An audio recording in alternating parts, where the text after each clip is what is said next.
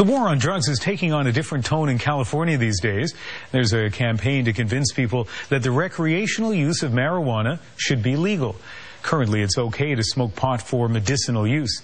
The CBC's Keith Bogue now on the controversy.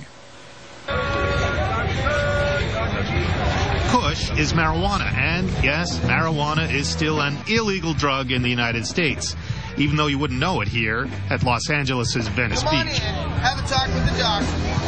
California legalized marijuana for personal medicinal purposes in 1996.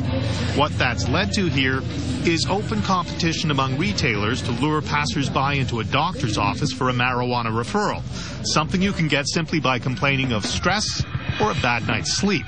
Then it's on to the Kush store to begin ringing up the drug sales. Right inside. Now Californians are being asked through a referendum whether they want to go all the way and legalize marijuana so that it can be sold and taxed in the way that alcohol is sold and taxed across most of North America. And they may just go for it.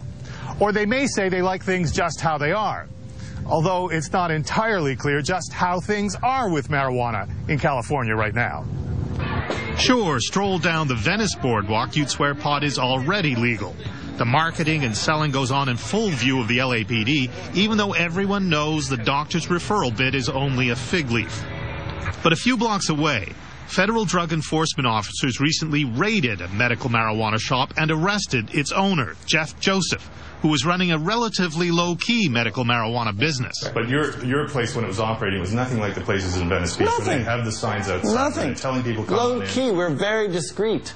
Very discreet. We just had a lot of medicine. We had all the different strains of medicine for the different ailments. Why Jeff Joseph and not the more flagrant operators on Venice Beach?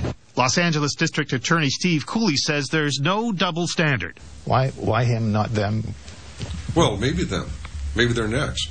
We are trying to target, law enforcement is trying to target the worst offenders, the most egregious offenders, those who are probably dealing in other forms of cannabis. Cooley says what's happened across California is a gross and dangerous misunderstanding of Proposition 215, the proposition that legalized medicinal marijuana.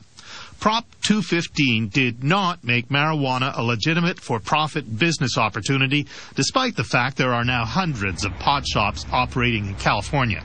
The courts have ruled it's illegal. Illegal. We've got a clear definition from our Supreme Court, from local courts, and those individuals who are engaged in this business thinking, hey, it's okay, that's under Prop 215, they're making a huge mistake. They're making a mistake with their freedom, and the people they employ, they're making a mistake with their freedom. Law is one thing, reality is another. The reality is that marijuana has already moved from the underground into the public space of California. Nothing says that better than Oaksterdam University, with campuses in Oakland, Los Angeles, and Sebastopol, California. Every city is struggling with regulating this. Oaksterdam is a cannabis trade school. Clever locals claim it's been putting the high back in higher education since 2007.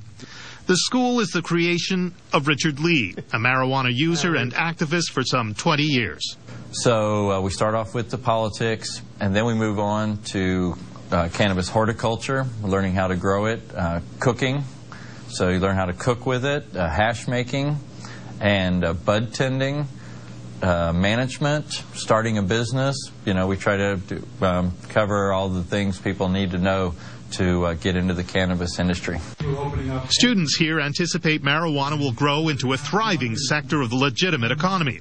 Derek is planning a delivery business. You're delivering pot, but also paraphernalia, whatever else you might need. Correct. Any type of edibles or teas or anything like that. Tina is learning to bake with cannabis and might seek a business partner. I want to be in with someone else or work for someone else, you know, and so I'm interested in that. But I'm definitely interested in growing my own. Definitely.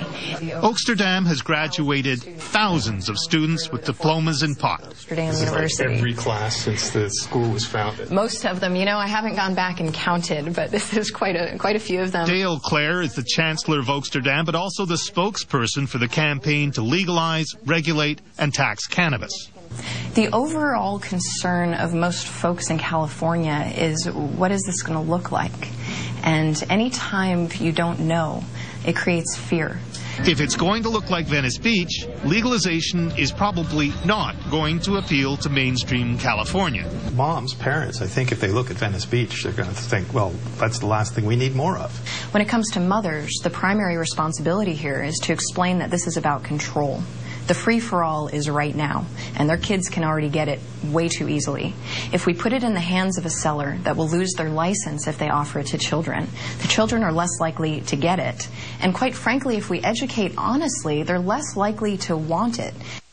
Americans are very familiar with pot. Studies show Americans are twice as likely as the Dutch to have tried marijuana, even though the Dutch legalized it years ago. That familiarity extends even to those in the campaign against legalizing it here. How about yourself? In your past, ever smoked pot?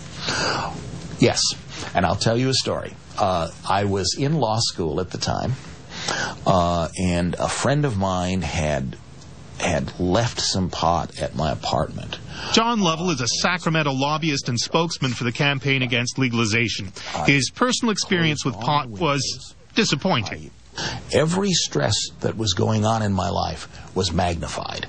And I remember sitting there thinking, this is no fun at all. But he thinks the campaign will be a breeze once people learn more about the initiative to legalize it. For instance, do you really think it's a good idea to be driving on a highway where the driver can't be smoking? That's a good thing about the initiative. But everybody else in the car can be? I mean, can we spell contact high? I don't think voters are going to be comfortable with those kinds of concepts. He says legalizing marijuana would make it impossible for California businesses to comply with the federal Drug-Free Workplace Act. That act is a condition precedent for many federal contracts. If you and I both have bicycle shops, yours is in New Jersey and mine is in California, and we want to build bicycles for the Army, you can comply with the Federal Drug-Free Workplace Act. I can't. The argument from the other side is that only when pot is legal can it be controlled and regulated. It's when it's illegal that anything goes. When you prohibit something, you lose control. When you prohibit, you lose the ability to say when, how much, who, and how old. That's why cops support Tax Cannabis 2010. The campaign is just getting underway, but between now and the November vote, it's going to attract attention right across the continent. Keith Oak, CBC News, Los Angeles. Here in Canada, possessing and smoking marijuana is technically against the law, but the use of medical marijuana is not. As of June 2009, just over 4,000 people were authorized to purchase marijuana for medical use. To get it legally, they must go through Health Canada. It gets the marijuana from a secure underground facility in Manitoba. But if you have authorization to purchase medical marijuana, you can apply to grow it yourself.